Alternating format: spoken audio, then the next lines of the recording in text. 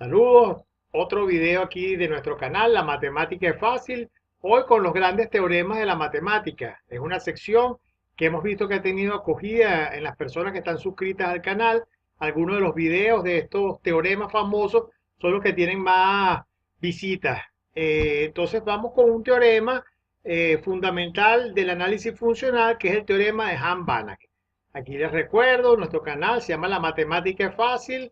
Saludamos al administrador Carlos Gascón del Nogal, que es el que nos acomoda los videos, los monta, siempre está pendiente para editar cualquier error que cometamos. Y les invito a suscribirse y que hagan sus comentarios en el propio canal. Bueno, el teorema de Hahn-Banach es un teorema que está referido a lo que conocemos como la teoría de los espacios de Banach. Vamos a definir lo que es un espacio de Banach, pero antes una pequeña definición de lo que es un espacio normado. Un espacio normado es un espacio vectorial donde se ha definido una norma. Norma, tamaño de un vector, son cosas equivalentes. Esto es una función que va desde el espacio en los números reales y que verifica unas propiedades que conocemos desde que estamos estudiando álgebra lineal o incluso cálculo de varias variables. La norma o el tamaño de un vector es una cantidad mayor o igual que cero. Si yo tengo el vector multiplicado por un lambda, ese lambda sale para afuera con valor absoluto, y entonces el tamaño de esto es lambda veces el tamaño del vector original. Vale, muy importante, aquí faltó propiedad 3, la desigualdad triangular, que es que el tamaño de x más y siempre es más chiquito que la suma de los tamaños de los vectores. Eso recuerda que en un triángulo un lado siempre es más pequeño que la suma de los otros dos. Por eso se llama desigualdad triangular. Y la cuarta propiedad es una propiedad para evitar ciertas cosas, que la norma de x vale 0 si solo si x es igual al vector 0. Entonces, esas propiedades caracterizan una norma, y un espacio vectorial con una norma se llama un espacio normado. Aquí ponemos un ejemplo muy sencillo. Tomamos todas las funciones continuas. Siempre que demos una definición es bueno dar un ejemplo. Siempre se lo digo a mis alumnos, que van desde el intervalo 0, 1 en los números reales. Entonces, solamente las funciones continuas. Se define la norma de f como el supremo de los valores que toma la función. De hecho, es un máximo, porque todos recordamos que si yo trabajo en un intervalo cerrado y acotado y la función es continua, alcanza un máximo y alcanza un mínimo. En realidad esto es un máximo, y ese valor de ese máximo se denota como la norma de la función. Hay que tomar los valores absolutos porque vimos que la norma era una cantidad positiva. Aquí hay un ejemplito. Esta función, el valor que toma aquí es menos 2. Aquí toma el valor menos 1. Si yo tomo el valor absoluto de ella, el valor más grande va a ser 2. Entonces ese va a ser el máximo o la norma de ese vector. Las funciones son vectores en este caso. Ok, una funcional se dice convexa, o un funcional convexo lo definimos como cualquier función ρ que va desde n en los reales positivos. Entonces, que verifica ciertas cosas. Bueno, el ρ, fíjense que ρ de x siempre es mayor o igual que 0 porque va en los reales positivos. Ρ de x más y es menor que ρ de x más ρ de y para cualquier par x, y en el espacio normado. Ah, bueno, me faltó decirle, un espacio normado es un espacio de Banach cuando la norma esa induce una distancia que hace el espacio completo. Eso es lo que es la noción de espacio de Banach, que no la dije cuando vimos la noción de espacio normado. Ok, entonces volvamos a la definición de funcional convexa. Entonces, ρ de lambda x es igual a lambda ρ de x, no y aquí como está puesto, ρ x, si lambda es mayor o igual que 0. Muy bien, entonces un ejemplo es que la norma es una funcional convexa. O sea, un ejemplo de funcional convexa es la norma, por ejemplo. Si t es menor que 0, vamos a ver una cuentica aquí que va a ser útil para más adelante. Si t es menor que 0, yo calculo ρ en x, en una combinación x más t de y. Puedo factorizar el menos t, cambiando los signos acá y dividiendo por t. Y ahora este menos t, que es positivo, sale para afuera y me queda esta cantidad que tenemos aquí, menos t multiplicado por el valor de ρ en este vector ahora. Si t es mayor que 0, es más sencillo porque los escalares positivos salen directamente. Y bueno, nos queda x más t de y, factorizamos, etcétera, etcétera. Ok, vamos, eso es el concepto de funcional convexa. Va a ser un concepto importante en el teorema de Hahn-Banach.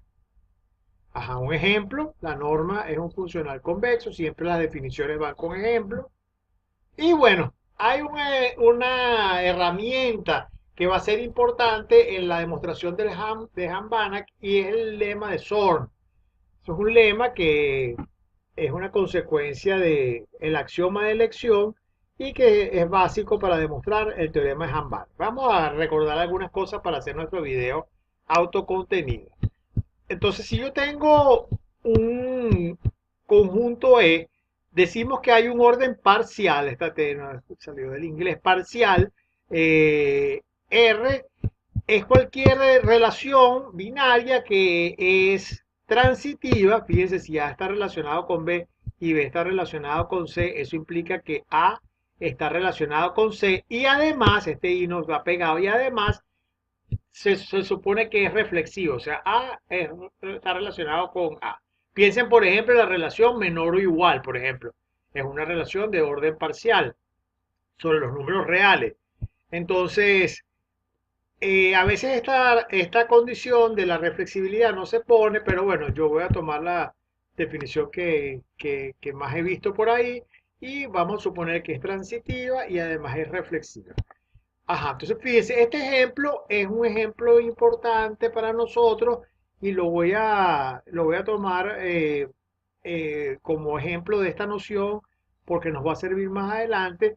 Si yo tomo un espacio vectorial y tomo E como todos los subespacios del espacio de Banach B, vamos a fijar la idea, tenemos un espacio normado completo de Banach B y tomo todos los subespacios, no subconjuntos, subespacios, y definimos un orden en el conjunto de los subespacios de la manera natural.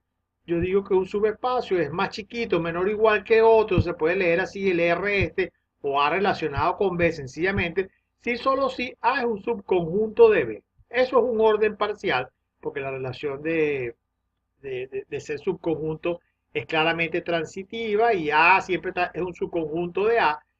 Y en un orden parcial definimos que un elemento es maximal si solo si pasa que hay un elemento que es más grande que él, entiendan el R de esta manera, que es más grande que él, entonces necesariamente el X igual que Y. Ojo, maximal no significa que X, que un elemento sea maximal, es el máximo elemento de E o del conjunto donde está definido nuestra relación de orden. Aquí hay un dibujito que aclara eso, fíjense. Este elemento es más grande que este, pero hay otros elementos aquí y él no se compara con él. Este elemento es maximal en el orden que estamos diciendo, pero también es maximal B, también es maximal D. Y ninguno es el máximo de hecho, si yo lo veo todo esto como una relación. El máximo tradicional es que es un elemento que es más grande que todos los demás. Aquí hay elementos que ni siquiera se pueden comparar uno con el otro. Entonces la noción de maximal no es lo mismo que la noción de máximo cuando uno trabaja con un orden. Ok, más de SOR, un poquito más de SOR antes de irnos con el teorema de Hahn-Banach. Entonces, supongamos que tenemos un orden, ¿verdad? Un conjunto y un orden en él. El orden es R, el conjunto es E. Un conjunto de elementos de E se denomina una cadena o una torre, también se le llama de esa manera, si dados dos elementos cualesquiera que están en T, ellos se pueden comparar. O X es más chiquito que Y o Y es más chiquito que X. Es decir, en una cadena, lo que acabo de decir, todos los elementos son comparables. Una cota superior para un conjunto M es un Y que está en E, tal que ese elemento Y es más grande que cualquier Z que está en M. Eso es lo que se llama una cota superior. Esa noción es similar a la que ocurre, por ejemplo, en los números reales. Y usualmente cuando esto pasa, decimos que M está acotado superiormente. Al haber una cota superior, decimos que el conjunto M está acotado superiormente. Por ejemplo, si yo tengo una cadena de subespacios, o sea, tengo una torre, Si yo tomo la unión de todos ellos y eso lo llamo P, bueno, se puede probar, no es difícil hacerlo. Yo se los recomiendo como un ejercicio, que este P va a ser un subespacio. Usualmente la unión de subespacios no es un subespacio, pero piénsenlo un poquito desde un punto de vista geométrico. Pero si ocurre la noción de cadena, de que los subespacios uno está contenido en el otro o viceversa, la unión va a ser un subespacio vectorial. Y claramente este subespacio P es más grande que cualquier elemento A que está en la cadena. Así que eso es una cota superior para esta torre. Muy bien. Ok, ahora vamos con el teorema de Shor, o el lema, que es como es conocido. Es un teorema, pero es conocido como el lema de Shor porque antecede a muchos teoremas. Entonces, si yo tengo un espacio ordenado, como los que hemos visto, y ocurre que toda cadena admite una cota superior, entonces esta es la bonita conclusión del lema de Shor. El espacio, el conjunto E, tiene un elemento maximal. Interesante. La demostración viene por el axioma de elección y no nos vamos a meter con eso. El axioma de elección, brevemente aquí lo recordamos, dice que si tenemos una familia de conjuntos A sub alfa, la familia cualquiera, entonces se puede construir un conjunto B que contiene un elemento de cada A sub alfa. Es decir, de cada conjunto de acá yo voy agarrando un elemento, después agarro otro conjunto, tomo un elemento, etcétera, etcétera, continúo ese proceso y formo el conjunto B. Eso que continúa este proceso, esa ambigüedad, bueno, vamos a dejarla de ese tamaño porque de hecho eso es una ambigüedad y el axioma de elección es uno de los resultados más controversiales de la matemática. No me voy a meter con ese asunto ahora. Sigamos. Entonces volvemos, ya salimos de Shor y de lo que significa el lema de Shor, vamos con el teorema de Hahn-Banach, lo que ya nos queda de nuestro video. Entonces, ¿qué dice el teorema de Hahn-Banach? ¿Por qué es tan importante el teorema de Hahn-Banach? El teorema de Hahn-Banach dice que si yo tengo un funcional lineal, y los funcionales lineales son la esencia del análisis funcional, entonces, y ocurre que ese funcional lineal está definido sobre un subconjunto M del espacio normado o de Banach. Yo creo que vale igual normado que de Banach, pero sigamos hablando de espacio de Banach N. Entonces, el funcional lo suponemos subordinado o que queda por debajo de una ρ de X, que es un funcional convexo. Y este funcional convexo, a diferencia de este phi, está definido sobre todo el espacio. Entonces, la gran pregunta es si uno puede extender el funcional phi a todo el espacio manteniendo la misma desigualdad esta de subordinación que tiene en el subespacio. Eso es una cuestión crucial porque claramente yo puedo extender cualquier funcional que yo lo tenga definido un subespacio. Si yo tengo una cosa definida en un subespacio M, basta considerar bases del espacio, completar la base que hay en M a una base de todo N y extender el funcional como a mí me dé la gana linealmente y yo voy a obtener un funcional que está definido sobre todo N. El asunto es que no necesariamente se va a mantener esta relación de subordinación. Entonces yo quiero construir un phi que está definido sobre todo el espacio N, que mantiene esta desigualdad y que además coincide con el phi pequeño este phi grande, lo voy a llamar, para cualquier X perteneciente a M. Es decir, que phi tiene que ser lineal y extender el funcional manteniendo la relación de subordinación respecto a ρ.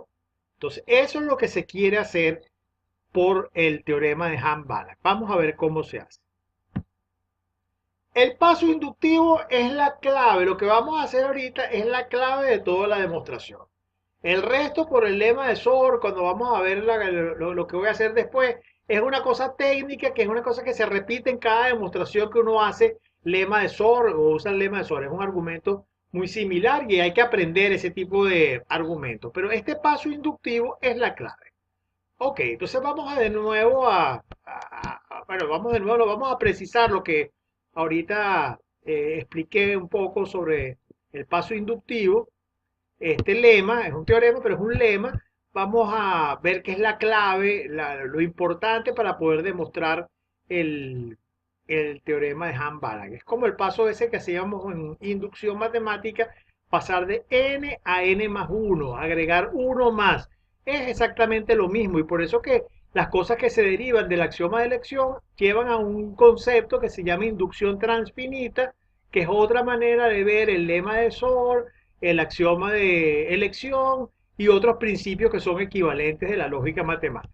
Entonces yo tengo un funcional phi que va de m, de un subespacio, del espacio grande n, en los reales y que está subordinado a un funcional convexo que está definido sobre todo el espacio. Entonces, si x0 no pertenece a M, estamos suponiendo entonces que este es un subespacio propio, llamamos M unión x sub 0 generado, el espacio generado. Este corchete significa que yo genero el espacio por M y le agrego el vector x sub 0. Ya vamos a ver qué es exactamente eso. Al espacio generado por M y el punto x sub 0. Entonces, phi se puede extender a ese espacio generado de forma de que la extensión es lineal y para todo y, aquí en este espacio, esta y es un vector, para todo y, no sé por qué me quedó así, pero es un vector, se tiene que phi de y es menor o igual que rho de y. O sea, este phi está ahorita en este espacio un poquito más grande, le hemos agregado un vector y las combinaciones lineales lo que genera agregarle al vector, al espacio M, el vector x sub 0. Vamos a seguir. Entonces, este lema es crucial para hacer la demostración. Entonces, los elementos de M son fáciles de caracterizar, de M unión X sub 0, espacio generado. Acuérdense que estos corchetes significan espacio generado. Son todos los elementos de esta forma. Z más alfa X sub 0, donde este Z es un elemento de M. Y el alfa lo tomo como un número real. O sea, son todas las combinaciones lineales de elementos del espacio de M con el vector X sub 0. Por eso el escalar alfa es para hacer una combinación lineal. Bueno, eso es un espacio vectorial, yo no lo voy a chequear, facilísimo hacer, se lo recomiendo que lo hagan como un ejercicio. Y esta escritura, si yo tengo dos cosas en este espacio generado por M y el punto X sub 0 que coinciden, aquí, perdón, esto no es un 9, esto es un 0, que coinciden, necesariamente tiene que ser que el Z y el Z' son iguales y que el alfa es igual al beta. Eso es importante. O sea, la escritura que tenemos en el espacio generado de los elementos de ese espacio de esta forma es única. O sea, si dos cosas se escriben con aparentemente un Z' y otro escalar beta, necesariamente son iguales. Bueno, para ver eso, pasen este para acá. Esto es un elemento del espacio M. Y aquí me queda una combinación de x sub 0 con el escalar beta menos alfa. Pero ya vimos que x sub 0, esto está en M. Y x sub 0 no está en M. Si yo pasara esto para acá dividiendo, x sub 0 pertenecería a M, lo cual es absurdo. Entonces no puedo pasar dividiendo. Entonces necesariamente este escalar es 0. Y ahí sacamos ya que beta es igual a alfa. Y bueno, si este lado es 0, paso para acá este sector y me queda z igual a z'. Ok, entonces, fíjense que probamos que el escalar alfa es único y el z también. Y entonces uno podría decir, bueno, vamos a tratar de usar eso para escribir la extensión pues, del funcional phi. Y la manera natural es decir, bueno, yo tengo esto que está acá, ¿qué va a ser en la extensión? Este phi tilde es la extensión. Bueno, va a ser phi de z, esto lo conocemos porque este z está en m, yo le puedo aplicar el phi más alfa, mantengo el escalar, por un cierto c. Con ese c vamos a jugar. Hasta el momento ese es un número que va a ser fijado, pero va a ser más adelante que lo haremos, o sea que fijaremos su valor. Entonces eso, si yo defino esto es claramente un funcional lineal. Fíjense que si alfa es 0, estamos en M, entonces esta parte es 0 y me queda el valor de phi de z, entonces este funcional extiende al funcional phi. Y bueno, vamos a ver, este es el punto importante, que se mantiene la subordinación, la desigualdad esa, respecto al funcional ρ. Bueno, observamos lo siguiente. Ahorita vamos a hacer una cuentica aquí. Fíjense, yo tomo dos elementos de M, su diferencia es un elemento de M porque M es un subespacio vectorial, aplicamos el phi que es lineal a ese elemento, entonces si es lineal, sabemos que esto lo podemos escribir como la resta de los valores de phi en cada uno de los vectores, y esto es menor o igual que ρ de esta cosa, bueno, porque sencillamente el funcional está subordinado a ρ en M. Ahora un típico truco de análisis. Sumamos el x0 y lo restamos. No cambiamos nada haciendo eso porque estoy sumando y restando la misma cantidad, pero ahora el x0 entra en juego y bueno, aplicando que ρ es una funcional convexa, me queda que esta cosa es más chiquita que ρ evaluado en este vector más ρ evaluado en este vector. Y ahora pasando para acá y pasando para allá, entonces me queda este lo pasé para acá y este señor lo pasé para este lado. Entonces me queda esta desigualdad que está acá. Esta desigualdad es importante porque es la clave de la demostración. Esta desigualdad me dice que yo puedo tomar el supremo, fíjate que el Y1 y el Y2 es arbitrario.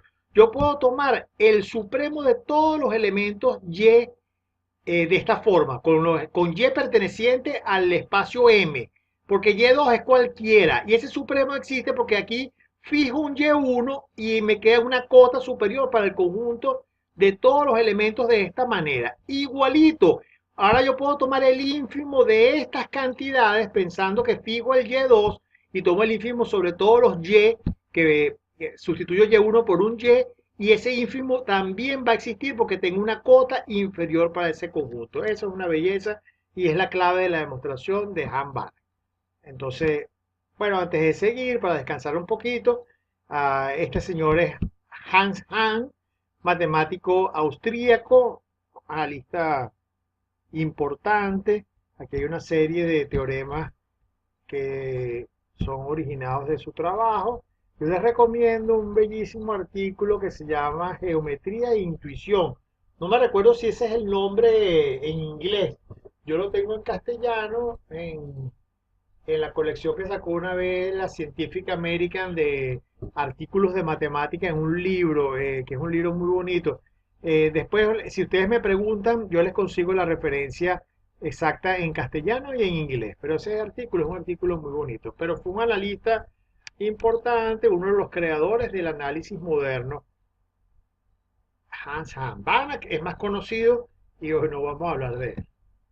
Ok, entonces fíjense, tenemos esta desigualdad que ya la discutimos, entonces yo puedo definir el supremo sobre los y de estos elementos. Fíjense, lo que cambio es el y sub 2 por un y genérico, pues el y sub 2 también era genérico, pero es para unificar la notación. Eso lo llamo C1 y puedo definir el ínfimo, aquí está como mal escrito, pero es un ínfimo de lo que tenemos de este lado y lo llamo C2. Entonces, bueno, claro, este señor, por las desigualdades que tenemos, C1 es más chiquito que C2 e intercalamos un C entre ellos. Eso siempre se puede hacer. Ese C es el C que yo les dije que íbamos a fijar de antemano. Entonces, vamos a ver que con esa escogencia de C se mantiene la subordinación que queríamos. Muy bien, entonces agarremos, vamos a sacar una cuenta. Queremos ver que mantenemos la subordinación de phi respecto a ρ en la extensión que estamos construyendo agregándole el vector x sub 0. Bueno, voy a suponer que alfa es positivo. Entonces, eso no hay ningún problema con alfa negativo y se los dejo como ejercicio. Si ven lo que hacemos ahorita, seguro que no tienen problema para hacerlo. Bueno, C sabemos que es menor o igual que ρ en y más y sub 0 menos phi de y, porque esa fue la manera que escogimos nuestro C. Multiplico todo por alfa, pensando que ahorita y, como y es un elemento cualquiera del espacio, yo puedo pensar que es y sobre alfa, porque eso va a ser un elemento del espacio, porque es un espacio vectorial, yo puedo dividir por un vector por un escalar y se queda dentro del espacio. Y entonces me queda alfa c aquí, y aquí el alfa multiplicado por este elemento, donde ya dije, sustituye a y por y entre alfa. Alfa por c, recordamos que es el valor que tiene el funcional extendido y a eso le estoy sumando phi de y. Es decir, disculpen, esto que está aquí, es lo que quería decir, esto que está aquí es el valor del funcional extendido en el punto y más alfa por x sub 0. Y aquí del otro lado, si yo multiplico por el alfa, fíjense que me queda, el alfa entra dentro de ρ porque el alfa es positivo, ρ es una funcional convexa y me queda cancela el alfa que está en el denominador y me queda alfa por x sub 0. Es decir, que me queda que mi funcional extendido verifica la noción de subordinación. Eso es lo que queríamos. Alfa igual 0 no hace falta ni discutirlo porque claramente se mantiene la subordinación porque si alfa es 0 el elemento cae dentro del conjunto M y sabemos que phi, tilde es una extensión, entonces tenemos la hipótesis y el caso que quedaría es hacer alfa menor que 0, pero eso queda para ustedes para que practiquen. Muy bien, ya estamos en la recta final del video. Vamos. Muy bien, entonces ya estamos aquí en la parte final de la demostración de Han-Banach. Vamos a concluir con la demostración mediante un proceso que los autores Ritten-Simon llaman Zornication.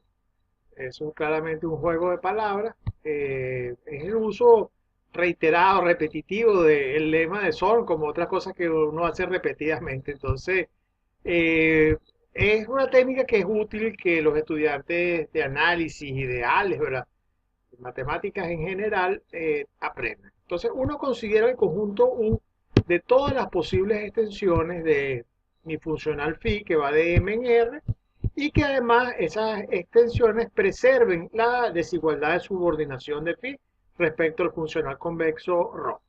Entonces, damos un orden parcial en ese conjunto de extensiones diciendo que una extensión, este es su dominio, el M sub alfa es el dominio de la extensión phi tilde de alfa, es más chiquita que phi de beta menor M de beta, si solo si los subespacios están incluidos uno dentro del otro, el M alfa es más pequeño que el M de beta, subconjunto del M de beta, y la phi restringida al M de alfa coincide con la phi de alfa, es decir, que la phi de beta es una extensión de la phi de alfa tilde. A veces me voy a comerme la tilde, me disculpan eso cuando hable. Entonces tomemos una torre de elementos de U y uno forma, todo esto es típico, escoger el orden, escoger la forma como agrupamos los subespacios o los conjuntos que estemos tomando, la construcción de la torre, verificar ciertas cosas, todo esto es típico del proceso este de Zornication.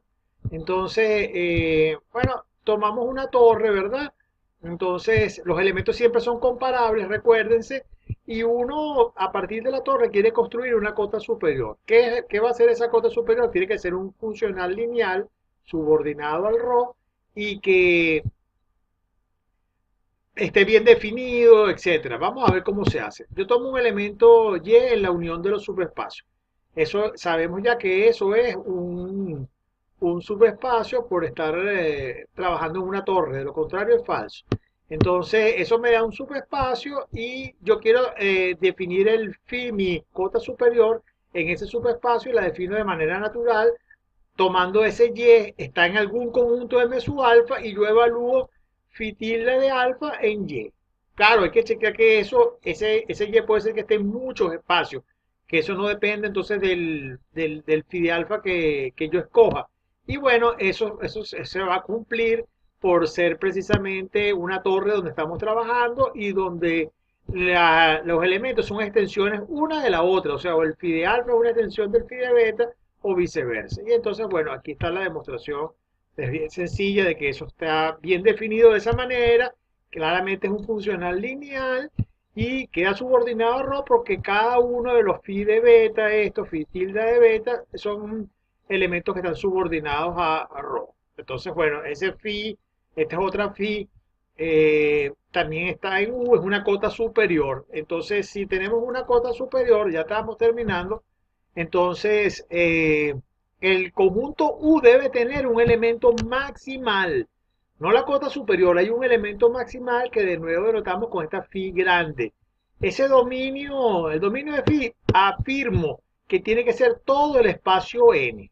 Porque si fuera un subconjunto de n, usando nuestro paso inductivo, pues, tomaríamos un x0 que esté en n, pero no en m, y extendemos este phi al espacio generado por su dominio y uniéndolo con el x sub 0. Eso sabemos que si es un elemento maximal no está permitido porque construiríamos un elemento que está por encima de él. Entonces el dominio de phi tiene que ser todo n, y como phi es un elemento de mi conjunto U, queda subordinado al funcional ρ y extiende por definición también de U nuestro funcional original phi pequeño.